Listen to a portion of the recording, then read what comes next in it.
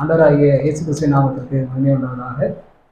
மீண்டுமாக உங்கள் யாவரையும் சந்திப்பதிலே மிக்க மகிழ்ச்சி. புத்தாண்டு தினத்தன்று உங்கள் யாவரையும் நான் சந்தித்தது. மீண்டுமாக உங்களோடு சேர்ந்து சில வசனங்களை கற்றுக்கொள்ளும்படியாக கர்த்தர் செய்த கிருபைக்காக நன்றி செலுத்துகிறேன். நானும் கூட இதற்காக ப்ரிப்பேர் செய்யும் பொழுது அநேக காரியங்களை கற்றுக்கொள்ள முடிந்தது. அதற்காகவும் கர்த்தருக்கு நன்றி செலுத்துகிறேன். இந்த நாளின் தியானமாக நாம் ஒரு வசனத்தை எடுக்கலாம். ரோமர் 1 அதிகாரத்தை நாம் திருப்பிக் கொள்வோம்.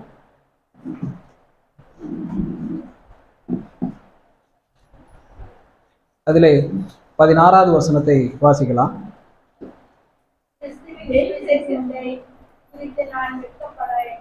முன்பு யூதரிலும் பின்பு கிரேக்கரிலும் விசுவாசிக்கிறவன் எவனோ அவனுக்கு உண்டாவதற்கு அது தேவ பலனாயிருக்கிறது. விசுவாசத்தினாலே நீதிமான் பிழைப்பான் என்று எழுதியிருக்கிறபடி விசுவாசத்தினால் உண்டாகும் தேவநீதி விசுவாசத்திற்கென்று அந்த சுவிசேஷத்தினால் வெளிப்படுத்தப்படுகிறது. போதும். 14வது வசனம். முன்பு யூதரிலும் பின்பு கிரேக்கரிலும் விசுவாசிக்கிற எவனோ அவனுக்கு ரட்சிப்பு உண்டாவதற்கு அது தேவ பலனாய் இருக்கிறது. இந்த வசனத்திலே நாம் ஃபோக்கஸ் பண்ண வேண்டியது எது அப்படின்னா, அது ஸ்லைட்லையும் போட்டிருக்கேன். விசுவாசிக்கிறவன் எவனோ அவனுக்கு ரட்சிப்பு உண்டாவதற்கு அது தேவ பலனாய் இருக்கிறது. கடவுளுக்கு எவ்வளவு பலம் இருக்கிறது அப்படின்னு ஒரு கேள்வி கேட்டோம் அப்படின்னா அதுக்கு நம்மால் பதில் சொல்ல முடியாது. கடவுளுக்கு எவ்வளவு பலம் இருக்கிறது? என்ன பிரதர் ஈஸியா கேட்டுட்டீங்க? முடியாது.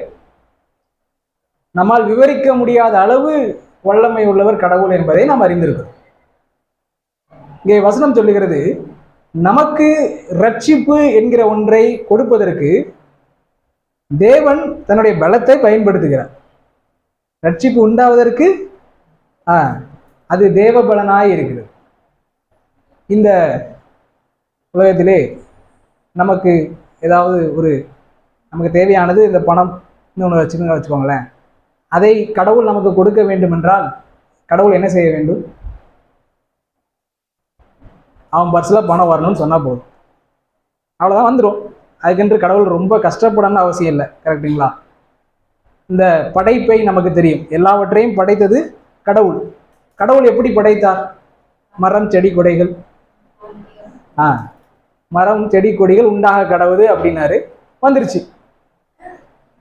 மரம் அப்படி ஸ்பீடாக முளைச்சிருக்குன்னு நினைக்கிறேன். அந்த முதல் நாள் மட்டும் அந்த படைப்புல அந்த 7 நாளுக்குள்ள மரம்லாம் எப்படி முளைச்சிருக்கும்? ஆண்டவர் சொல்லிட்டாரு, நம்ம அப்படியே செடியாகி அப்படிலாம் ஆகக்கூடாது அப்படின்னு. இன்னும் எல்லாம் எலும்பி இருக்கும்.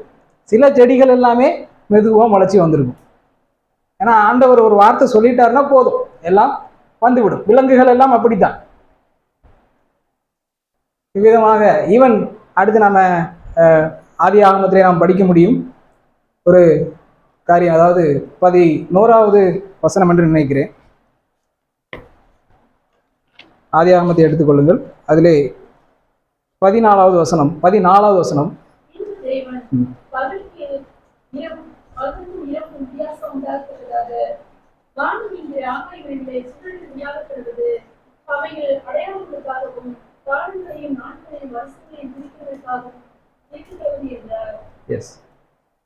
கடவுள் வானத்தில் உள்ள சூரியனையும் சந்திரனையும் மற்ற நட்சத்திரங்களையும் எப்படி படைத்தார்? உண்டாக கடவுள்னு சொன்னார். அவ்வளவு, ஒண்ணுமே செய்யல. அதெல்லாம் வரட்டும் அப்படின்னு சொன்னாரு, எல்லாம் வந்துருச்சு. கடவுள் தன்னுடைய பலத்தை பயன்படுத்தி வேர்வை சிந்தி ஏதாவது இவைகளை படைத்தாரா? இல்லை. இருந்த இடத்திலிருந்து இவைகள் உண்டாக கடவுள் என்று சொன்னார், எல்லாம் உண்டாகிவிட்டது. இந்த பிரபஞ்சமே ஒரே வார்த்தை, கடவுளுடைய ஒரே வார்த்தையில் உண்டாகிவிட்டது. இந்த பிரபஞ்சம் எவ்வளவு பெரிதாக இருக்கும் என்று நீங்கள் நினைக்கிறீர்கள்? அதுவும் கற்பனை செய்து பார்க்க முடியாத அளவு பெரியது. எவ்வளவு நட்சத்திரங்கள் உண்டு? மிக அதிகம். ஒரு உதாரணத்துக்கு சொல்லுகிறேன். இந்த முழு பிரபஞ்சத்தையும் இந்த உலகத்தினுடைய அளவுன்னு வச்சுக்கிடுவோம். இந்த முழு பிரபஞ்ச அண்ட சராசரங்களும் இந்த உலகம் மாதிரி இருக்குன்னு வச்சுக்கோங்க.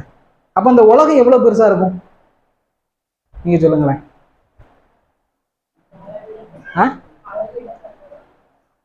என்னுடைய கம்பேரிசன் புரியுதுங்களா? அதாவது இந்த முழு பிரபஞ்சமே இந்த உலக அளவு தான் இருக்கு. அப்ப நம்முடைய உலகம் எவ்வளவு பெருசா இருக்கும்னு நான் கேட்கிறேன். இந்த போன் அளவு இருக்குமா? இந்த பிரபஞ்சம் வந்து பாருங்க, உலகம் ஃபுல்லா அதுதான் பிரபஞ்சம். அப்ப அந்த போனு தான் நம்முடைய உலக அளவு இருக்குமா? இருக்காது. சயின்டிஸ்ட் சொல்றாங்க, மைக்ரோஸ்கோப் வச்சு தேடினாலும் நம்ம உலகத்தை கண்டுபிடிக்க முடியாது, அவ்வளவு சிறுசு நம்ம உலகம். அவ்வளவு பெரியது இந்த பிரபஞ்சம். இவ்வளவு பெரிய இந்த பிரபஞ்சத்தை கடவுள் எப்படி படைத்தார்? சுடர்கள் உண்டாக கிடவுது, அவ்வளவு எல்லாம் வந்துருச்சு. அவ்வளவு வல்லமையுள்ள கடவுள். அவர் வேர்வை சிந்த வேண்டும், கஷ்டப்பட வேண்டும் என்று எதுவுமே இல்லை. ஆனால் கடவுள் மனிதர்களுக்கு ரட்சிப்பு என்ற ஒன்றை கொடுக்க அவர் என்ன செய்தார்? ரட்சிப்பு உண்டாக கடவுது அப்படின்னு சொல்லியிருக்கலாமே, சொன்னாரா? அப்படி சொல்லல. அவர் என்ன செய்தார்? ரட்சிப்பை கொடுப்பதற்கு கடவுள் மனிதனாக வந்தார். 33 வருடங்கள் வாழ்ந்து இந்த மனிதர்களுக்காக மரித்தார். மனிதர்களுக்காக மரிக்க மட்டும் அவர் செய்யவில்லை, மனிதர்களுக்காகவே வாழ்ந்தார். 33 ஆண்டுகளிலே கடைசி நாள் இவர்களுக்காக மரிக்க வேண்டும் என்பது மட்டுமல்ல, 33 ஆண்டுகளும் இவர்களுக்காகவே வாழ வேண்டும். அப்படி என்றால் பாவம் செய்யாமல் பரிசுத்தம் உள்ளவர்களாக வாழ வேண்டும். அப்படி 33 ஆண்டுகளும் ஒவ்வொரு நாளும் அவ்விதமாக வாழ்ந்தால் மட்டுமே 33வது வருடம் இவர்களுக்காக, நாம் எல்லாருக்காகவும் மரிக்க முடியும். அப்போ நமக்காக மரித்தார் என்று சொல்லும் பொழுது நமக்காக வாழ்ந்தார். பின்பு நம்ம மீது அன்பு கூர்ந்து நம்முடைய பாவங்களை எல்லாம் அவர் ஏற்றுக்கொண்டு நமக்காக மரித்து 3ஆம் நாளிலே வீர்த்தார். நமக்காக வீர்த்தார், நமக்கு ரட்சிப்பை கொடுக்கும்படியாக வீர்த்தார். அப்போ இந்த ரட்சிப்பை கொடுப்பதற்கு கடவுள் ஒரு முயற்சி தான் செய்திருக்கிறார், மிகப்பெரிய முயற்சி. 33 ஆண்டுகள் ஒரு மனிதன் மற்றவர்களுக்காக 33 ஆண்டுகளும் வாழ வேண்டும் என்றால் சாதாரண காரியமா? கடவுள் அதை செய்தார். 33 ஆண்டுகளும் பாவம் இல்லாமல் பரிசுத்தமாக வாழ முடியும், நினைத்து பார்க்க முடிகிறதா? பிரபஞ்சத்தை கூட படைச்சிடலாம், ஆனா அது முடியாது. எப்படி 33 வருஷம் பாவம் இல்லாமல் வாழ்வது? வாழ்ந்தார் நமக்காக. வெறும் 33 ஆண்டுகள் மட்டுமல்ல, இவ்விதமாக மேசியா என்கிற ஒருவர் வருவார், அவர் நமக்காக மரிப்பார் என்கிற அந்த ஆயத்த பணிகள் எவ்வளவு ஆண்டுகள் நடந்தது? அங்க நம்ம ஏவாள் அம்மாட்டியே என்ன சொன்னாங்க?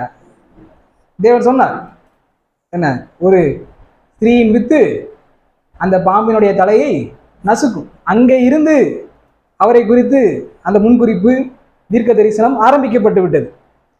எவ்வளவு வருடம் இயேசு கிறிஸ்துவை பற்றி விதமான அறிவிப்புகள் நடந்தது?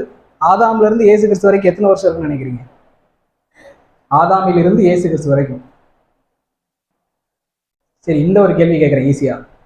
பூமி உருவாக்கப்பட்டு எத்தனை வருஷம் ஆச்சு? இது அதோட கடினமா இருக்கு. சரி, நம்மளுடைய நம்பிக்கை என்ன அப்படின்னு கேட்டீங்கன்னா, அதாவது பரிணாம வளர்ச்சியை நம்பாமல், இல்லை கடவுள் தாங்க எல்லாத்தையும் படைச்சாரு அப்படின்னு நம்பக்கூடிய நம்முடைய கணிப்பின்படி இந்த பூமி படைக்கப்பட்டு 6000 வருடங்கள் ஆகிறது. இயேசு கிறிஸ்து வந்து 2000, இதுல இருந்து ஒரு 2000, அப்ப இயேசு கிறிஸ்து 4000வது வருஷத்துல வாழ்ந்திருப்பார்.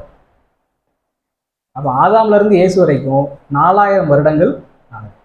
4000 வருடங்கள் இவ்விதமாக மேசியா என்கிறவர் வருவார், உங்கள் மீது அன்பு கூறுவார், உங்களுடைய பாவங்களை ஏற்றுக்கொள்வார், உங்களுக்காக வாழ்ந்து உங்களுக்காக மரித்து நமக்காக உயிர் தெழுவார் என்கிற அந்த தீர்க்க தரிசனங்களும் ஆயத்த பணிகளும் 4000 வருடங்கள் நடந்தது.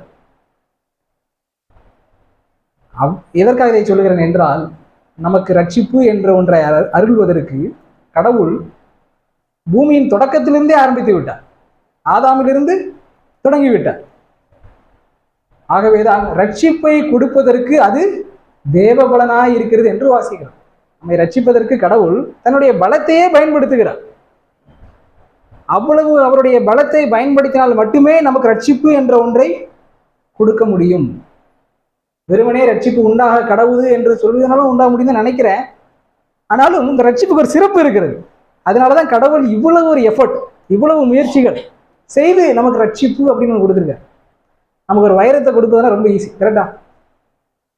வைரம் உண்டாக கடவுள் வந்துடும். ஆனா ரட்சிப்பு என்கிற ஒன்றை கொடுப்பது அதற்கு 4000 வருடங்கள் தேவைப்பட்டது, 33 ஆண்டுகள் பரிசுத்த வாழ்வு தேவைப்பட்டது. அதற்காக தான் நம்ம எபிரேய புத்தகத்தில் வாசிக்கிறோம். எபிரேயர் 2ஆம் அதிகாரம் 4வது வசனம், அடையாளங்களினாலும் அற்புதங்களினாலும் பலவிதமான பலத்த செய்கைகளினாலும் தம்முடைய சித்தத்தின்படி பகிர்ந்து கொடுத்த பரிசுத்தாவின் வரங்களினாலும் தேவன் தாமே சாட்சி கொடுத்ததுமாய் இருக்கிற இவ்வளவு பெரிதான ரட்சிப்பை குறித்து நாம் கவலையிட்டு இருப்போமானால் தண்டனைக்கு எப்படி தப்பிக்கொள்வோம்? ஏன் இந்த ஆசிரியர் ரட்சிப்பை குறித்து நீங்கள் கவலையிட்டு இருப்போமானால் அப்படின்னு சொல்லியிருக்கலாம். ஆனா இவ்வளவு பெரிதான ரட்சிப்பு அப்படின்னு சொல்ல காரணம் என்ன? ஏனென்றால் தேவன் தன்னுடைய பலத்தை பயன்படுத்தி தன்னுடைய உயிரை கொடுத்து ரட்சிப்பு என்கிற ஒன்றை வாங்கி இருக்கிறார். ஆமாம் தானே? அதற்காகத்தான் இந்த ரட்சிப்பு இவ்வளவு சிறப்பான ஒன்றாக இருக்கிறது, இவ்வளவு பெரிய ரட்சிப்பு என்று சொல்லப்படுகிறது. பிரதர், கடவுள் இவ்வளவு முயற்சி செய்து இப்படி ஒரு ரட்சிப்பு கொடுத்துருக்காருன்னா அதனால எனக்கு என்ன ஆக போகுது? ஏன் கடவுள் இவ்வளவு முயற்சி செய்யும்? நமக்கு ஒரு நியாயமான கேள்வி வரும். இந்த ரட்சிப்பு அவ்வளவு சிறப்பா? கடவுள் 4000 வருடங்கள் முயற்சி செய்து ஒரு மனிதனை பூமிக்கு, தன்னை மனிதன் இல்லை தானே பூமிக்கு வந்தார். அவ்விதம் எல்லாம் செயல்பட்டு இப்படி ஒரு பெரிய ரட்சிப்பை கொடுக்கணும்னா அந்த ரட்சிப்புல அப்படி என்னதான் இருக்கு? இங்க வேற சபைக்கு வந்தா பிரதர் நீங்க ரட்சிக்கப்பட்டுட்டீங்களா சில பேர் கேட்பாங்க.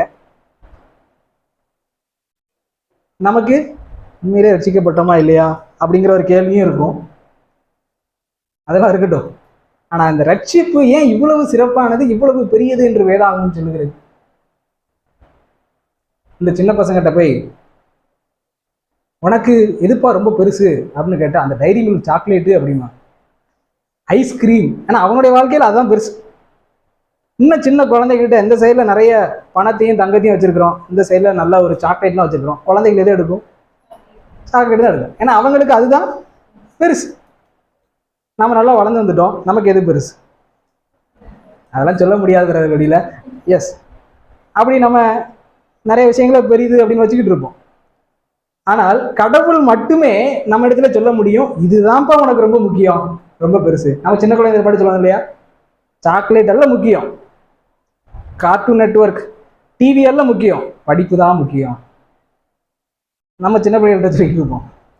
கடவுள் நம்ம கிட்ட சொல்லிட்டு இருப்பார், இது எல்லாம் முக்கியம், நான் தான் முக்கியம், ரட்சிப்பு தான் முக்கியம். சரி, ஏன் ரட்சிப்பு முக்கியமானது? ஏன் இப்படிப்பட்ட ரட்சிப்பை கொடுப்பதற்கு தேவன் இவ்வளவு பலத்தை பயன்படுத்தி அந்த ரட்சிப்பை கொடுத்திருக்கிறார்? அந்த ரட்சிப்பில் என்ன அப்படி சிறப்பு இருக்கிறது? அதை நாம் தியானிக்கலாம். இன்றைய நாளுடைய தலைப்பு என்னவென்று யாருக்கா ஞாபகம் இருக்கிறதா? விசுவாசம்.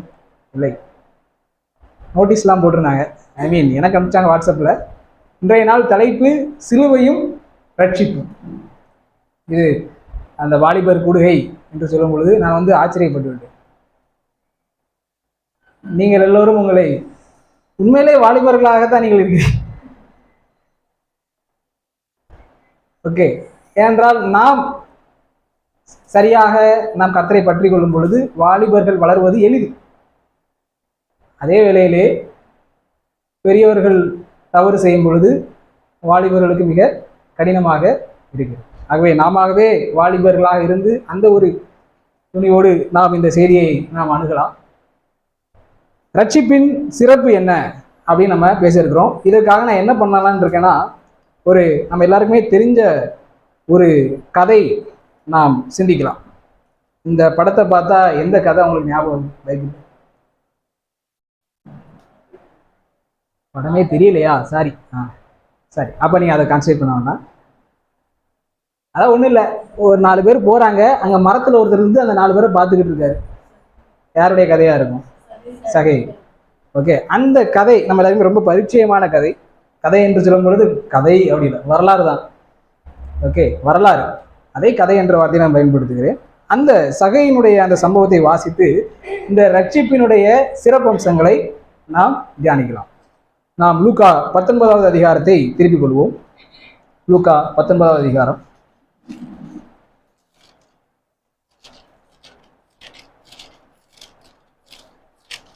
அதில் 2ஆம் வசனத்தை வாசிக்கலாம். ஆயக்காரருக்கு தலைவனும் ஐசுவானுமாயிருந்த சகேயு எனப்பட்ட ஒரு மனுஷன். அவ்வளோதான். சகேயு யார்? ஆயக்காரன், ஐஸ்வர்யவான். அந்த காலத்தில், இந்த வேதாகம இந்த காலத்தில் யூதர்கள், அதாவது கர்த்தருடைய ஜனங்கள் வெறுக்கக்கூடிய ஒரு நபர் யார் என்று கேட்டால் ஆயக்காரன், வரி வசூலிப்பவன். ஆயக்காரன் என்ன அர்த்தம்? வரி வசூலிப்பவன். நமக்கு வரி வசூலிப்பவரை பிடிக்குமா? ஏன்டா இவங்கெல்லாம் இந்த உலகத்தில் உயிரோடு இருக்கிறாங்க, இதெல்லாம் ஒரு வேலையா, இப்படிலாம் கூட மனசுல தோணும். வரி வசூலிப்பவர். இவன் வெறும் வரி வசூலிப்பவன் அல்ல, வரி வசூலிப்பவனுக்கெல்லாம் தலைவர். அப்ப அவங்கள ரொம்பவே நம்மளுக்கு, அந்த மக்களுக்கு கோபமா இருக்கும். யூதர்களிலிருந்து ஒரு மனிதனை நியமித்து யூதர்களிடமிருந்து வரி வசூலிக்க செய்வார்கள். அப்ப நம்ம இனத்திலிருந்து ஒருத்தன் நமக்கு இப்படி துரோகம் பண்றானேன்னு சொல்லி அவர்கள் மீது இந்த யூத மக்களுக்கு ரொம்ப கோபமா இருக்கும். இவ்வளவு மோசமானவனாக இருக்கிறானே, கர்த்தருக்கு விரோதமானவனாக இருக்கிறானே என்றுதான் ஆயக்காரர்களை பார்ப்பார்கள். நம்ம ஆளு யாரு? ஆயக்காரருக்கு தலைவர் சகை. என்னதான் மக்கள் நம்மளை இவ்வளவா வெறுத்தாலும், இந்த எல்லாரும் இயேசு இயேசுன்னு ஏதோ சொல்லிட்டு இருக்காங்களே, நம்ம வசனத்தை வாசிக்க வேண்டாம், என்னமோ உங்களுக்கு இந்த கதை தெரியாத மாதிரி. அதனால நம்ம டைரக்டா செய்திக்குள்ள போயிடலாம். அவரு பார்க்கிறாரு, இந்த இயேசு கிறிஸ்துவை மக்கள் எல்லாம், ரொம்ப ஜனக்கூட்டங்கள் எல்லாம் பின்தொடர்ந்து வருகிறதே, அந்த இயேசு யார் தான், எப்படிப்பட்டவர் அப்படின்னு சொல்லிட்டு என்ன பண்றாரு சகேயு? ஓடி போய் இயேசு கிறிஸ்துவை பார்க்க முயற்சி செய்யறாரு. அங்க பார்த்தா அவருக்கு இயேசு கிறிஸ்து பக்கத்திலே போக முடியல. என்னாச்சு? ஒரே ஜன கூட்டம் இயேசு கிறிஸ்துவை சுத்தி கூட்டமாக இருக்கிறது, நெருக்கமாக இருக்கிறது. சகைவால் இயேசு கிறிஸ்துவை பார்க்க முடியவில்லை. அதுக்கு இன்னொரு காரணம், சகை யார்? குள்ள மனிதன். என்னப்பா இது, இயேசு கிறிஸ்து உண்மையிலே ரொம்ப சிறப்பானவரா இருப்பாரோ அப்படின்னு சொல்லிட்டு என்ன பண்ணாரு? அடுத்து ஓடி போய் நடந்து போயிடுது. இவங்க எப்படினாலும் இந்த வழியாக தான் வரணும்னு சொல்லி ஓடி போய் மரத்தில் ஏறி இயேசு கிறிஸ்துவை பார்த்து கொண்டிருக்கிறார் சகேயு. அடுத்து என்ன நடக்குதுன்னு பார்க்கலாம். 5வது வசனத்தை வாசியுங்கள். இயேசு அந்த இடத்தில் வந்தபோது அண்ணாந்து பார்த்து அவனை கண்டு, சகேயுவே, நீ சீக்கிரமாய் இறங்கி வா, இன்றைக்கு நான் உன் வீட்டிலே தங்க வேண்டும் என்றார். இயேசு கிறிஸ்துவுக்காக யார் வெயிட் பண்றா? சகேயு மரத்துல வெயிட் பண்ணிட்டு இருக்காரு.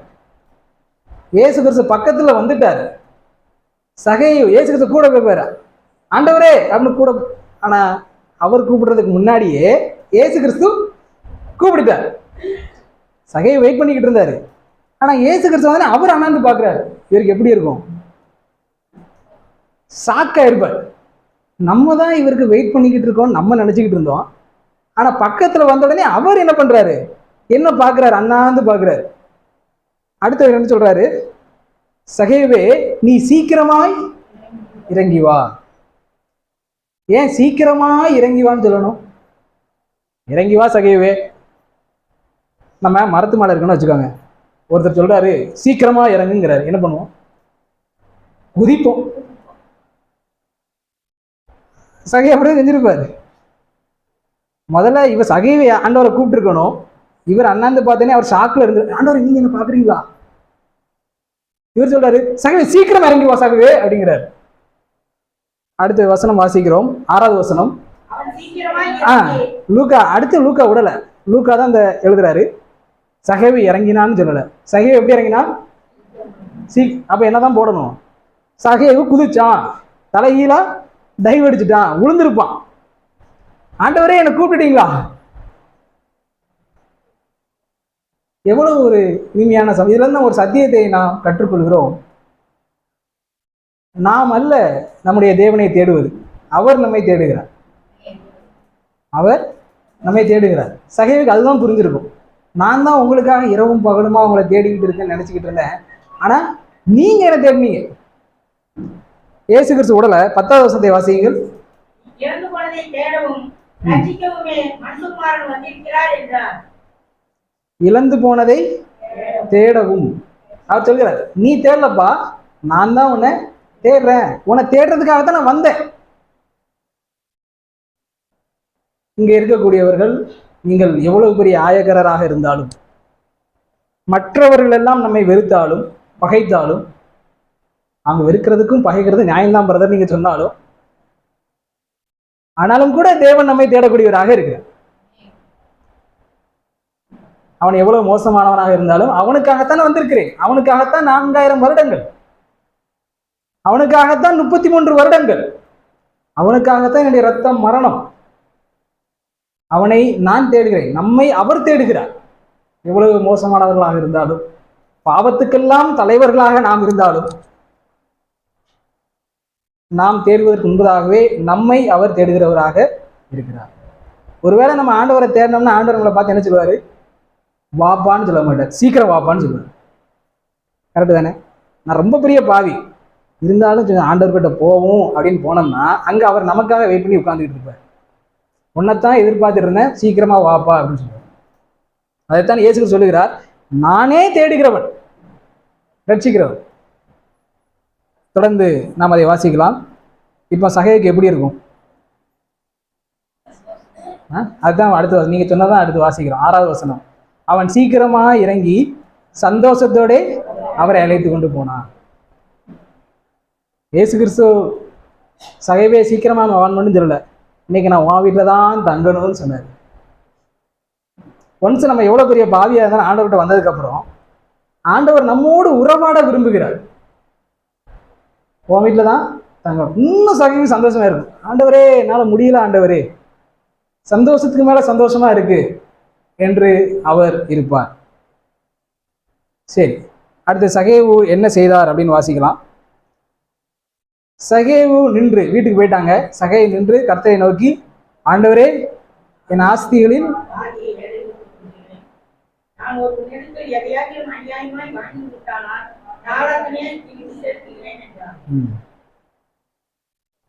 ஆண்டவரே வந்துட்டாரு, நமக்கு ஆண்டவரே கிடைச்சிட்டாரு, இதுக்கு மேல நான் செஞ்ச பாவம்லாம் எனக்கு எதுக்கு? எதுவுமே தேவையில்லை. அதாவது அவர் நிறைய பேர்கிட்ட அநியாயமா வாங்கியிருக்கிறாரு, அதை எப்படி கொடுக்குறாரு? நாளத்தனையா கொடுக்குறாரு. அதை செஞ்சு அதுவே போதும். ஆனா இன்னொன்னு செஞ்சாரு. என்ன செஞ்சாரு? சொத்துல பாதி எழுதி வச்சுட்டார். இதுல நீங்களும் உங்க சொத்து அப்படின்னு சொல்ல வரல. இங்க நம்ம என்ன புரிஞ்சுக்கிறோம் அப்படின்னா, ஆண்டவரை நாம் பெற்றுக்கொள்ளும் பொழுது நமக்கு ஆண்டவர் தான் பெரிதாக தெரியும். மற்றது எல்லாமே நமக்கு பெருசா தெரியாது, எதுவுமே தெரியாது. இதுக்கு முன்னாடி சகை பணம் ஆசை பிடித்த மனிதன் தான். ஆனால் எப்பொழுது இந்த இயேசு கிறிஸ்துவை பெற்றுக்கொண்டானோ, இயேசு கிறிஸ்துவோடு இணைந்தானோ, அடுத்து அவன் ஏழைகள்லாம் பார்க்குறான். அவன் கண்ணுக்கெல்லாம் கஷ்டப்படுறவங்களா தெரியுறாங்க. பாதி சொத்தை எழுதி வைப்போம், எழுதி வச்சிட்டான். ஆண்டவர் சொல்லலை, சொத்தெல்லாம் சொல்லலை, இவனே செய்து விட்டான். ஆண்டவரே அநியாயமாய் வாங்கின பணத்தை எல்லாத்தையுமே நாளத்தனையா திருப்பி கொடுத்துட்டேன். சகைவு யாராவது அநியாயமா திட்டியிருந்தாரு அப்படின்னா என்ன பண்ணியிருப்பாரு? பிரதர் ஒரு 4 வார்த்தை கெட்ட வார்த்தையை திட்டுங்க. நம்ம அந்த மாதிரி ஒரு விஷயத்தை ஃபாலோ பண்ணணும்னா என்ன ஆகும்? நம்ம யாரெல்லாம் திட்டி இருக்கிறோமோ அவங்கள்ட்ட போய் மன்னிப்பு கூட நம்மளால கேட்க முடியாது. உங்களை குறித்து நான் திட்டி இருக்கிறேன், உங்களை குறித்து எரிச்சல் அடைந்திருக்கிறேன், என்னை மன்னியுங்கள் என்று நம்மளால் சொல்ல முடியுமா? சொல்ல முடியாது, சொல்லவே முடியாது. மன்னியுங்கள் என்ன, நான் உங்களை அப்படி நினைச்சேன்னு கூட சொல்ல முடியாது. அந்த அளவுக்கு நம்ம இருக்கும். ஆனால் சகேவு மனம் திரும்பினார், அவ்வளவுதான். அடுத்து சகையினுடைய இந்த காரியத்தை எல்லாம் பார்க்கும் பொழுது இயேசு கிறிஸ்து சொல்லுகிறார், இன்றைக்கு இந்த வீட்டுக்கு ரட்சிப்பு வந்தது. சகையிட்ட சொல்றாரு, இதுதான்ப்பா ரட்சிப்பு, இதுதான் ரட்சிப்பு. இப்ப தெரிகிறதா ரட்சிப்பு ஏன் இவ்வளவு பெரியது சிறப்பானது அப்படின்னு? எப்பொழுது இயேசு கிறிஸ்துவை பார்த்தாரோ சகைவு 2 காரியங்களை செய்தார். ஒண்ணு என்ன? இயேசு கிறிஸ்துவை பார்த்தார், அவருடைய பாவங்களை எல்லாம் பார்த்தார். இயேசு கிறிஸ்துவை பார்த்து விட்டு அப்படியே பாட்டு பாடிக்கிட்டு வெற்றி பவனியோடு வீட்டுக்கு வரல. வர்ற வழியில தன்னுடைய பாவங்களை எல்லாம் யோசித்து கொண்டே வந்திருப்பார். இயேசு கிறிஸ்துவிட்ட வந்துட்டோம், ஆனா எனக்குள்ளேயே என்னுடைய பாவங்கள் எல்லாம் இருக்கிறது, இன்னும் ஏன் அக்கிரமங்கள் எல்லாம் இருக்கிறது, இன்னும் ஏன் பொய்லாம் இருக்கு, இன்னும் ஏன் அநியாயம்லாம் எனக்குள்ள இருக்கு அப்படின்னு அதையும் பார்க்குறாரு. இது எதையாவது ஒன்று செஞ்சாகணும். வீட்டுக்கு வந்த உடனே ஆண்டவரே தண்ணி வேணுமா? இல்லை, ஆண்டவரே நான் எல்லாத்தையும் மனம் திரும்புகிறேன். ஆண்டவரே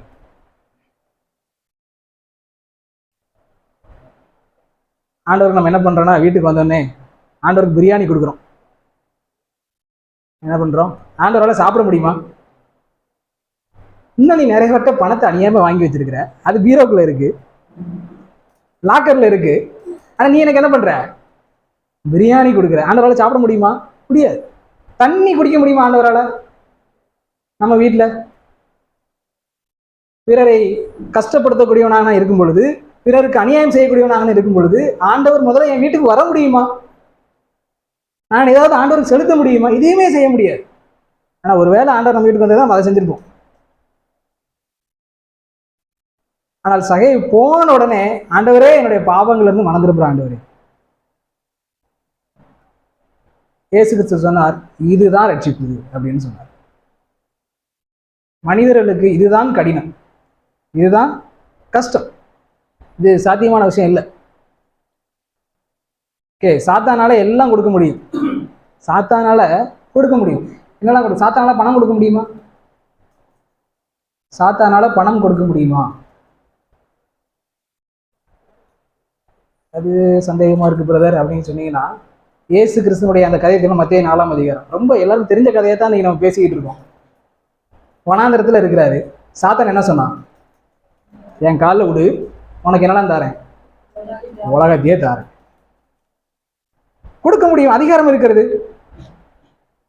ஓகே பிரதர், அநேக அந்த என்ன கடவுளே இல்லாத கல்லையும் மண்ணையும் கும்பிட்டு இருக்காங்க பிரதர் அப்படின்னு சொல்லுவோம். ஆனா அவங்க நிறைய பேர் எப்படி இருப்பாங்க? செல்வந்தர்களாக இருக்க முடியும். அப்ப என்ன அர்த்தம்? ஏசப்பா அவங்களுக்கு கொடுக்குறாரா? சாத்தானால் கொடுக்க முடியும். கடைசி வரைக்கும் ஏசப்பா திரும்பி பார்க்க மாட்டாங்க. கரெக்ட் தானே? இவ்விதமாகவும் கொடுத்தும் சாத்தானால் என்ன பண்ண முடியும்?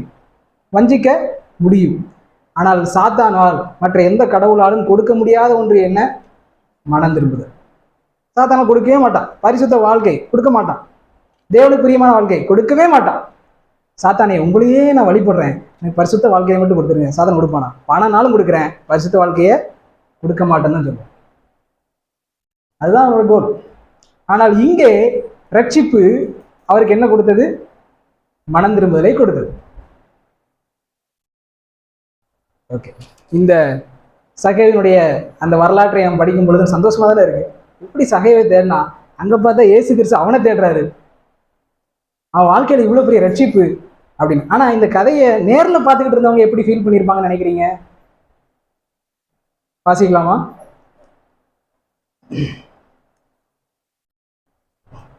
ஏழாம் வசனம். இந்த சம்பவத்தை நேரில் பார்த்தவர்கள், இதை கண்ட யாவரும் இவன் பாவியான மனுஷனிடத்தில் தங்கும்படி போனார் என்று முன்முறுத்தார்கள். நம்ம எல்லாம் ரொம்ப சந்தோஷப்பட்டு கொண்டு இருக்கிறோம், எப்படி ஆண்டவர் பாசமா பார்த்தாரு அப்படின்னு. ஆனா அங்க பார்த்தவங்களாம் எப்படி இருக்காங்க? முறுமுறுக்கக்கூடியவர்களா இருக்கிறாங்க. லூக்கா சொல்றாரு, இதை கண்ட யாவரும். அதுல யாரெல்லாம் வருவா? சீசர்களும் இருப்பாங்க.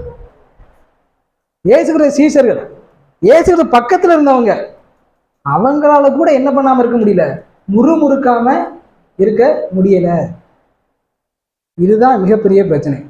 சபைக்கு தான் இயேசு கிறிஸ்து பக்கத்துல போனவனாலே முறுமுறுக்காம இருக்க முடியும்னா, சபைக்கு வருகிறவங்களால அவங்களும் நல்லா முறுமுறுப்பாங்க.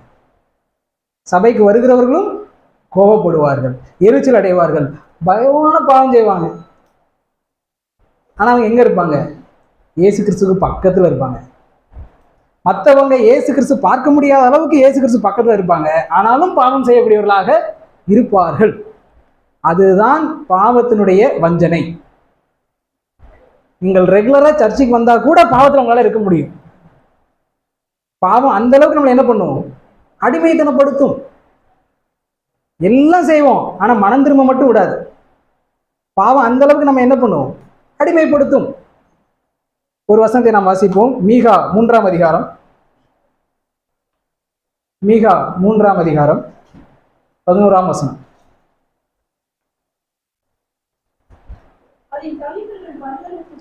அதின் தலைவர்கள் பரிதானத்திற்கு நியாயம் தீர்க்கிறார்கள். அதின் தலைவர்கள்னா இங்க நம்ம சியோன், எருசலேமில் இருக்கக்கூடிய கர்த்தருடைய பிள்ளைகள். கர்த்தருடைய பிள்ளைகளை தலைவர்கள் இருப்பாங்க, அவங்களே பாவம் செய்யறாங்களாமா. ஓகே, தலைவர்கள் பரிதானத்திற்கு நியாயம் தீர்க்கிறார்கள். அதன் ஆசாரியர்கள் அப்படின்னா போதகர்கள், ஊழியர்கள், அவர்கள் கூலிக்கு உபதேசிக்கிறார்கள். அதன் தீர்க்கதரிசிகள் பணத்துக்கு குறி சொல்லுகிறார்கள். இவங்கெல்லாம் இன்னைக்கு இருக்கிறாங்களா? இதுதான் அன்னைக்கு இருந்தாங்க. அடுத்து சொல்லக்கூடிய வார்த்தை தான் ரொம்ப முக்கியமான வார்த்தை. அவர் சொல்றாரு, ஆகிலும் அவர்கள் கர்த்தரை சார்ந்து கொண்டு கர்த்தர் எங்கள் நடுவில் இல்லையோ தீங்கு எங்கள் மேல் வராது என்கிறார். இந்த மக்கள் என்னெல்லாம் செய்யறாங்க? பரிதானம் வாங்கி, காசு வாங்கி நியாய தீர்ப்பு கொடுக்குறாங்க. காசு வாங்கி எல்லாத்துக்கும் பண்றான், எல்லா பாவமும் பண்றான், ஆனாலும் கர்த்தரை சார்ந்து கொண்டு இருக்கிறான் என்று வருகிறது. அப்ப என்ன? கர்த்தரை சார்ந்து கொண்டே நம்மால் என்ன செய்ய முடியும்? பாவம் செய்ய முடியும். இதுதான் பிரச்சனை. பாவங்கள்லயே சிறப்பான பாவம்னா என்ன தெரியுமா?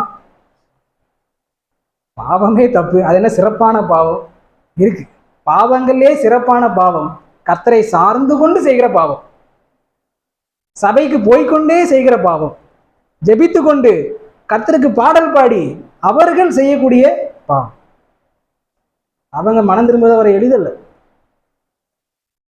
ஒருவேளை நம்ம ஒரு கற்பனைக்கு வச்சுக்கிடுவோம், நம்ம சபையில் இருக்கிறோம், அங்கே கடைசி பெஞ்சில் இருக்கக்கூடிய ஒரு சகோதரின் வீட்டுக்கு இயேசு கிறிஸ்து வந்துட்டாருன்னு ஒரு செய்தி வருது. இதுக்கு அவங்க வீட்டுக்கு போனாரு, அவங்க எவ்வளவு மோசம்னு எனக்கு தெரியும். அந்த எண்ணம் வருமா வராதா? ஸ்கூல்லே பசங்க அப்படிதான், ஏன் கூட தான் இருந்தான், படிக்காம தான் இருந்தான், அவன் மட்டும் எப்படி பாஸ் பண்ணான், அவங்க மட்டும் இவ்வளோ நிறைய மார்க் வாங்கினாங்க. இந்த முறுமுறுப்பு, இந்த மாதிரியான பொறாமையெல்லாம் நமக்கு ரொம்ப இயல்பு.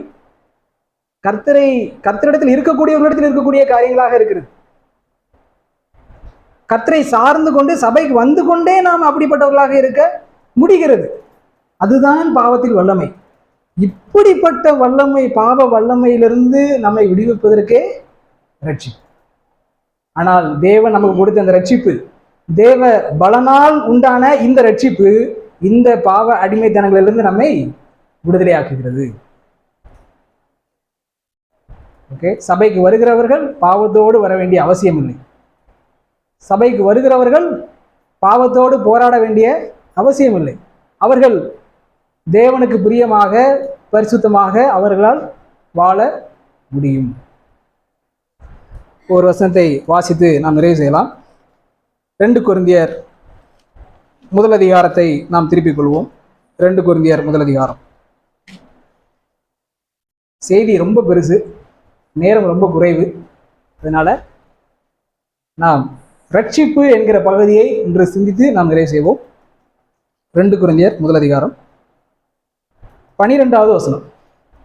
மாமிசத்துக்கேற்ற ஞானத்தோடு நடவாமல் தேவனுடைய கிருபையினால் நாங்கள் உலகத்திலேயும் விசேஷமாக உங்களிடத்திலேயும் கபடம் இல்லாதாமல் உண்மையோடு நடந்தோம் என்று எங்கள் மனது எங்களுக்கு சொல்லும் சாட்சியே எங்கள் புகழ்ச்சியாய் இருக்கிறது. இந்த வசனத்தை பேசுகிறவர் யார்? பவுல், அப்போஸ்தலனாகிய பவுல் தன்னுடைய வாழ்க்கையை குறித்து ஒரு சாட்சி சொல்லுகிறார். ஓகே, நாம அநேக விசுவாசிகள் சொல்லிய சாட்சிகளை கேட்டிருப்போம், போதகர்கள் சொல்லிய சாட்சிகளை கேட்டிருப்போம், ஆயர்கள் சொல்லிய சாட்சிகளை கேட்டிருப்போம். ஆனால் பவுல் இந்த இடத்துல தன்னுடைய சாட்சியை சொல்லுகிறார். என்ன சாட்சியாக அவர் சொல்லியிருப்பார் அப்படின்னு பார்த்தோம்னா, அதுக்கு முன்னாடி ஒரு கேள்வி கேட்கலாம். இயேசுக்கு 12 சீடர்கள் உண்டு. அந்த 12 சீடர்களிலே நீங்கள் யாராக இருக்க விரும்புகிறீர்கள் அப்படின்னு ஒரு கேள்வி கேட்கிறேன். உங்களுடைய பதில் என்னவா இருக்கும்? இயேசுக்கு 12 சீடர்கள் இருந்தாங்க, அதுல யாரா இருக்க நீங்க விரும்புறீங்க? பேதுரு இருக்காரு, நான் பேதுரு மாதிரி இயேசுக்கு தெரிஞ்சிருக்கலாம். யோவான் இருக்காரு, பவுல் இருக்காரு, யாக்கோபு இருக்கிறாரு. நம்ம யாரா இருக்க விரும்பியிருப்போம்? பவுல் தான் நிறைய பேர் சொல்லுவாங்க. ஏன்? ஏன்னா அவர் செய்த ஊழியம் அவ்வளவு பெரியது. இந்த வேதாகமத்திலே 40க்கும் அதிகமான மனிதர்கள் எழுதிய புத்தகங்களுடைய தொகுப்பு. 40 மனிதர்கள் எழுதிய புத்தகங்களுடைய தொகுப்பு. ஆதியாகமம், யாத்திராகமம், உபாகமம் யார் எழுதினா? மோசே. யோசுவா எழுதினாரு. யோபு புத்தகத்தை யோபு எழுதினாரு. சங்கீதம் புத்தகத்தை தாவீது எழுதினாரு, இன்னும் நிறைய பேர் எழுதினாங்க. ஓகே, அப்படியா ஒவ்வொரு நிறைய மனிதர்கள் என்ன பண்ணியிருக்காங்க, எழுதியிருக்காங்க. இதுல யாரு அதிகமான புத்தகங்கள் எழுதியிருக்காரு, எந்த மனுஷன் அப்படின்னா அது பவுல். கர்த்தருடைய வார்த்தையிலே அதிகமான புத்தகங்கள் எழுதிய மனிதர் யார்? பவுல். எத்தனை புத்தகம் எழுதியிருக்காரு பவுல்? 13 புத்தகங்கள் எழுதியிருக்கிறார்.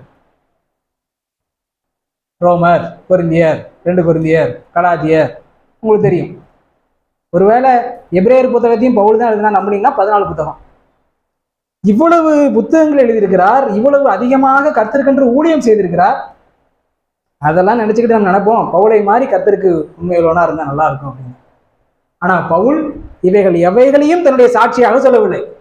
நான் கர்த்தரிடத்துல மிக பெரிய அறிவை பெற்றிருந்தேன், நான் கர்த்தரிடத்துல மிக சிறந்த வெளிப்பாட்டை பெற்றிருக்கிறேன், நான் கர்த்தரோடு நெருங்கி நான் கர்த்தரை பார்த்தேன், அதை கூட அவர் சாட்சியா சொல்லலை. அவர் எதை சாட்சியா சொன்னார் தெரியுமா? மீண்டுமாக அந்த வசனத்தை வாசிங்கள். மாமிசத்துக்கேற்ற ஞானத்தோடே நடவாமல் தேவனுடைய கிருபையினால் நாங்கள் உலகத்திலேயும் விசேஷமாய் உங்களிடத்திலேயும் கபடம் இல்லாமல் திவ்ய உண்மையோடு நடந்தோம் என்று எங்கள் மனதை எங்களுக்கு சொல்லும் சாட்சியே எங்கள் புகழ்ச்சியாய் இருக்கிறது. நாங்கள் உலகத்திலேயும் உங்களிடத்திலும் அப்படின்னு என்ன அர்த்தம்? சபைக்குள்ளேயும் சபைக்கு வெளியிலேயும் நாங்கள் கபடு இல்லாமல் நடந்தோம், நாங்கள் திவ்ய உண்மையோடு நடந்தோம், அதுதான் எங்களுடைய சாட்சி அப்படின்னு சொன்னார். அவ்வளவுதான் என் சாட்சி. நான் அந்த ஊழியம் செஞ்சேன், இந்த ஊழியம் செஞ்சேன், ஆனா நிறைய பாவம் செஞ்சேன், அது சாட்சியா இல்ல. அவர் சொன்னது நான் பரிசுத்தமா கர்த்தருக்கு படிஞ்சேன், அது போதும், அதுதான் என்னுடைய புகழ்ச்சியா இருக்கு, அந்த வாழ்க்கை போதும், அதுதான் என்னுடைய சாட்சி. நான் பவுலை போல ஊழியம் செய்ய முடியவில்லையே, நமக்கு தேவையில்லை. ஆனா பவுலை போல பண்ண முடியும், கீழ்ப்படிய முடியும், போதும். அது நம்முடைய சாட்சியாக இருந்தால் போதுமானது. பவுல் தன்னுடைய சாட்சியை விவரிக்கும் பொழுது என்ன சொல்கிறார்? அந்த வசந்த முதல்ல ஒரு விஷயம் சொல்றாரு, கபடு இல்லாமல் இருந்தோம் என்று சொல்கிறார். அதை குறித்து சிந்திக்க நேரம் இல்லை, இருந்தாலும் முக்கியமான ஒரு விஷயத்தை சிந்திக்கலாம். 2வது ஒரு கருத்து சொல்றாரு, நாங்கள் எப்படி நடந்தோம்? ஒரு கேள்வி கேட்கிறேன், உண்மைக்கும் திவ்ய உண்மைக்கும் என்ன வித்தியாசம்? அவர் என்ன சொல்றாரு? நாங்கள் உண்மையா நடந்தோம்னா சொல்றாரு? இல்ல, திவ்ய உண்மையோடு நடந்தோம் என்று சொல்லுகிறார். திவ்ய உண்மைக்கும் உண்மைக்கும் என்ன வித்தியாசம்? சரி, இப்படி ஒரு கேள்வி கேட்கிறேன். அந்த திவ்ய அப்படின்னு ஒரு வார்த்தையை பயன்படுத்துறாரு இல்லையா, அது அர்த்தம் என்ன? திவ்ய நம்ம நிறைய படிச்சிருக்கோம், திவ்ய சுபாவம், நிறைய பேர் கேட்டிருக்கோம், திவ்யா, இதுல இருந்தா எடுத்திருக்காங்க. அப்ப திவ்ய அப்படின்னா என்ன அர்த்தம்? பவுல் திவ்ய உண்மையோடு நடந்தோம். வெறும் உண்மை இல்லை, திவ்ய உண்மை. பேதுருல வாசிக்கிறோம், திவ்ய சுபாவத்திற்கு பங்குள்ளவர்கள் ஆகும் பொருட்டு அப்படின்னு வாசிக்கிறோம். அப்போ உண்மைக்கும் திவ்ய உண்மைக்கும் என்ன வித்தியாசம்? திவ்ய உண்மைனா என்ன அர்த்தம்? பிரதர், உண்மைனா உண்மை, திவ்ய உண்மைனா பெரிய உண்மை, அப்படியா? இல்ல, உண்மைக்கு குறைஞ்சதுன்னா அது உண்மையே கிடையாது, போய். அப்படிதானே? உண்மை இருக்கு, அதுல கொஞ்சம் உண்மை பிரதர் அப்படின்னா அது பொய் தான். ஓகே, சரி. இங்கே பவுல் சொல்லுகிறார் திவ்ய உண்மை என்று. திவ்ய உண்மை என்றால் தேவனுடைய உண்மை. நீங்கள் ஆங்கில வேதாமத்தை படித்தீர்கள் என்றால் godly sincerity or sincerity of God. கர்த்தரிடத்தில் எவ்வளவு உண்மை இருந்ததோ அதே உண்மையில் நாங்கள் நடந்தோம் என்று சொல்லுகிறார். அதுக்கு பேர் தான் திவ்ய உண்மை. திவ்ய சுபாவம்னு என்ன அர்த்தம்? 1 பேர்ல படிக்கிறோம் இல்லையா, திவ்ய சுபாவத்திற்கு பங்குள்ளவர்களாகும் பொருட்டு. கர்த்தருடைய சுபாவத்திற்கு நான் பங்கு கொள்ள போறேன், அதான் திவ்ய சுபாவம். திவ்ய அப்படின்னா ஆங்கில வார்த்தை டிவைன். இந்த திவ்யங்கிற வார்த்தை வந்து ஆங்கில வார்த்தையே வந்திருக்கு. திவ்ய தமிழ், ஆங்கிலத்துல டிவைன். சரிங்களா? அப்போ டிவைன்னா என்ன அர்த்தம்? கர்த்தருடைய. கர்த்தரிடத்துல எவ்வளவு உண்மையாக இருக்கு, எவ்வளவு உண்மை இருக்கிறதோ, மனுஷங்க இருக்கிற அளவு இல்லை, உண்மையாக இருக்கு. கர்த்தர் எவ்வளவு உண்மையா இருக்கிறாரோ அவ்வளவு உண்மையாக நாங்க நடந்தோம். எனக்கு என்ன ஆச்சரியம் அப்படின்னா, இதை எப்படி பவுலால வேதத்துல எழுத முடிஞ்சதுங்கிறது ஆச்சரியம். பைபிள்ல ஒரு விஷயத்தை எழுதுனா உண்மையை தானே எழுத முடியும். அதை என்ன குறித்து எழுதுறேன், நான் உண்மையா நடந்தேன் அப்படின்னு என்னால இந்த பைபிள் எழுத முடியுமா? ஒருவேளை உண்மை இல்லாம இருக்கோம்னா, எதாவது தப்பு பண்ணியிருந்தோம்னா, ஏதாவது என்ற பிரச்சனை இருந்ததுன்னா அப்படின்னு குழம்பிட்டு இருப்போம். ஆண்டவரை எப்படி ஆண்டவரை இப்படி எழுதுறது, நான் உண்மையா வாழ்ந்தேன்னு எப்படி ஆண்டவரை எழுதுறது அப்படிங்கிற ஒரு உறுதிப்பாடு நமக்கு இருக்காது. ஆனா பவுல் உண்மையா வாழ்ந்தேன்னு சொல்லல. அவர் என்ன சொல்றாரு, கர்த்தரிடத்துல எவ்வளவு உண்மை இருந்ததோ அவ்வளவு உண்மையா. பவுல் போய் சொல்லிட்டாரா? இல்லை. உண்மையா பவுல் போய் சொல்லியிருந்தாருன்னா பைபிள் என்ன இருக்கு, பொய் இருக்குன்னு இல்ல. அவர் உண்மையைத்தான் பேசுகிறார். அப்போ அவரு அவ்வளவு பரிசுத்தமாக அவரால் என்ன செய்ய முடிந்தது, வாழ முடிந்தது. ஆனால் பவுல் யார், பாவிகளிலே பிரதான பாவி அப்படின்னு சொல்லுகிறார். உலகத்தை அந்த பாவியெல்லாம் வருஷப்படி எடுத்துட்டு அதுல யாருப்பா ரொம்ப பாவி அப்படின்னு நம்ம யாரை சொல்லுவோம், இந்த ஹிட்லர் அனுப்புங்க, இந்த ஒசாமா பின்லேடன் அனுப்புங்க, நம்ம மோடி அனுப்புங்க அப்படின்னு நம்ம ஏதாவது ஒன்று சொல்லுவோம். ஆனா பவுல் என்ன சொல்லியிருப்பாரு, நான் தான் இருக்கிறதுல யாரு பிரதான பாவியார்னா யாரு, நான் தான். சகையெல்லாம் அப்புறம், நான் ரொம்ப மோசம், எனக்கு தான் தெரியும் நான் எவ்வளவு பெரிய பாவின்னு பவுல் முன்னாடி போய் நின்றுப்பார். உண்மையிலே நம்ம எவ்வளவு மோசம் நமக்கு தான் தெரியும். ஆனால் மற்றவங்க தான் பாவி மாதிரி நம்ம பேசிட்டு இருக்கோம். சரி, ஸோ பவுல் தன்னை அவ்வளவு பாவியாக இருந்த ஒரு மனிதன் எவ்வளவு உண்மையாக நடந்தார், திவ்ய உண்மையாக நடந்தார். அதற்கு என்ன காரணம், எப்படி எப்படி அதால் முடிந்தது அவரால்? அந்த வசனத்தை மீண்டும் வாசிப்போம். மாம்சத்திற்கு ஏற்ற ஞானத்தோட நடவாமல் தேவனுடைய கிருபையினால் நாங்கள் உலகத்திலேயும் உங்களிடத்திலும் திவ்ய உண்மையோடு நடந்தோம். இதுதான் நம்முடைய தேவனுடைய கிருபை, இதுதான் ரட்சிப்பு. நம்முடைய தேவனுடைய கிருபை எவ்வளவு பெருசுங்க அப்படின்னு யாராவது கேட்டாம எப்படி சொல்ல முடியும்? கிருபை பிரதர், அது பெருசு பிரதர், பெருசு புரியாது யாருக்கும். தேவனுடைய கிருபை எவ்வளவு பெருசு அப்படின்னா, மிக மோசமான பாவியாகிய நான், பிரதான பாவியாகவே இருந்தாலும் என்னாலும் தேவ சுபாவத்தோடு, தேவனுக்கேற்ற பரிசுத்தத்தோடு, தேவனுடைய உண்மையை தாங்கிக் கொண்டு அதற்கேற்றபடி வாழ முடியும். அதுதான் தேவனுடைய கிருபை. அப்படி என்ன மாற்றும், அவ்வளவு பெரிய கிருபை. இது புரியுதா எவ்வளவு பெரிய கிருபைன்னு? பிரதர், மற்றவங்களை மாற்ற முடியும் ரைட்டு, ஆனா என்ன நான் எவ்வளவு பாவின்னு எனக்கே தெரியாது. வேதம் அப்படிதான் சொல்லுகிறீங்க. எல்லாவற்றையும் பார்க்கிலும் இருதயமே எப்படி இருக்கு, திருக்குள்ளது. எல்லாவற்றையும் பார்க்கலாம், நம்முடைய இருதயமே திருக்குள்ளது. அடுத்து அந்த வசனம் என்ன சொல்லுது, வாசிங்க. எரேமியா 17:9. எரேமியா 17:9. ஏப்பா 40 வருஷம். எல்லாவற்றை பார்க்கிலும் இருதயமே திருக்குள்ளதும் மகா கேடுள்ளதுமாய் இருக்கிறது, அதை அறியத்தக்கவன் யார்? பாருங்க, அதை அறியத்தக்கவன் யார்? உங்கள் இருதயம் எவ்வளவு கேடு உள்ளதுன்னு நமக்கே தெரியாது. நம்ம நல்லா அறிஞ்சு வச்சிருக்கோம், ஆனா அதை தாண்டி நான் ரொம்ப மோசமானவனா இருப்பேன். அதை அறியத்தக்கவன் யார்? யாருக்கு தெரியும்? கர்த்தரே அடுத்து சொல்றாரு, நான் ஆராய்கிறேன். நமக்கே தெரியாது நம்ம எவ்வளவு பெரிய பாவிகள் என்று. ஆனாலும் கூட நம்மாலும் நம்முடைய தேவனுக்கு முன்பாக பிரியமுள்ளவர்களாக வாழ முடியும். எப்படி? அவருடைய கிருபையினாலே. அவ்வளவு பெரிய கிருபை, அவ்வளவு பெரிய ரட்சிப்பு. இந்த ரட்சிப்பை அருளும்படியாகவே அவர் நமக்கு கிருபையை கொடுத்திருக்கிறார். தொடர்ந்து நாம் நம்முடைய தேவனுக்கு நன்றிகளை செலுத்துவோம். இயேசு கிறிஸ்துவை பார்க்கிறவர்கள் தங்களுடைய வாழ்வையும் பார்ப்போம். இதுவே ரட்சிப்பு என்று இயேசு கிறிஸ்து சொல்லத்தக்க அளவு நம்முடைய வாழ்க்கையை நாம் மாற்றுவோம். கர்த்தர் மகிமைப்படுவராக. நாம் ஜெபிக்கலாம். கிருபையுள்ள ஆண்டவரே, கொடுத்த இந்த வேலைக்காக நன்றி செலுத்துகிறோம். ஆண்டவரே, நாங்கள் ஒரு சிறு கூட்டமாக இருந்தாலும் எங்களிடத்திலும் உம்முடைய வார்த்தைகளை நீர் கொடுப்பதற்காக நன்றி செலுத்துகிறோம்.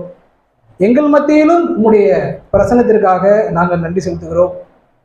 ஆண்டவரே, சகேவை நீர் தேடி வருகிறது போல இவ்வளவு கூட்டமாக இருக்கக்கூடிய எங்களையும் நீர் தேடுகிறவராக, எங்களை நோக்கி கொண்டிருக்கிறவர்களாக, எங்களை கண்டடையும்படி விருப்பம் உள்ளவர்களாக நீர் இருக்கிறீரே, அதற்காக நாங்கள் நன்றி செலுத்துகிறோம்.